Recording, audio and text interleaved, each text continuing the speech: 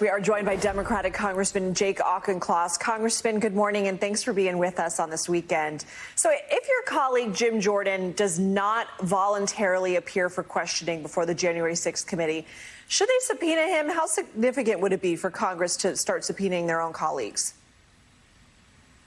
Good morning. Yes, they should. And a subpoena from Congress isn't a request. It's an order, and it needs to be obeyed. And subpoenas that have not yet been obeyed need to be enforced with the full force of criminal law. As we approach this one-year anniversary of the January 6th insurrection, I just think we really need to focus on the fact that it's not history. It's current events. We are ongoing in combating a threat against the very integrity of our democracy.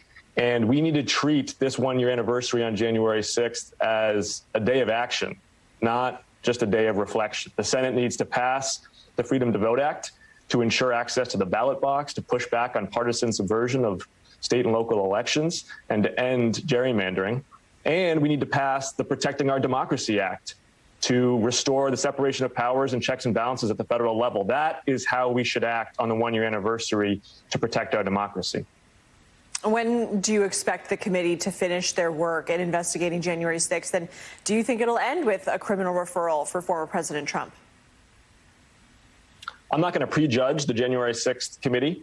They are going to do full, fair diligence of the events that led up to and the events that succeeded January 6th, and then they'll make the appropriate determinations. What's critical, though, is that already now we have the information we need to protect our democracy. We have two bills in the Senate that will go a long way to ensuring that in January 2025, we're not looking down a coup. I want to talk to you about the president's agenda. And yesterday, I asked Kentucky Congressman John Yarmuth about what it's going to take to get Build Back Better to the president's desk. Let's listen to what he said. I suspect we will narrow it down and concentrate on 3 or 4 initiatives. And I have to stress that every one of those initiatives, whichever ones we end up focusing on, are really important things that are not only worth doing, but absolutely have to be done in this country. And if any one of them were done, it would be a major victory for the American people and the future of the country. So I'm really hopeful that we will identify those initiatives and we will move forward, and then we'll live to work enough to fight another day for some of the other initiatives that we have to put aside for the time being. So, Congressman, do you agree with your colleague that it likely will be passed in a more piecemeal fashion? I don't think it's going to be passed piecemeal. I think it's going to be passed in one bill, and it is going to have to be more tightly scoped. I think Senator Manchin has been clear about that. This is par for the course with Congress, the volleying back and forth between the White House, the Senate, the House. This is how we passed the bipartisan infrastructure bill. It started in the House in one form, took a different form in the Senate, came back to the House. This is Congress. We are going to pass the president's agenda. It's going to focus on Social Security for kids, on guaranteeing pre-kindergarten for all 3- and 4-year-olds, lowering taxes for their moms and dads so that we can guarantee that kids in this country get a good start in life. And we should pay for that with a repeal of the Trump-era tax cuts that benefited the ultra-wealthy, and with a tax on carbon, which would be a big, bold step towards carbon neutrality in this country. That by itself is a seismic agenda, and I'm confident we can pass something along those lines.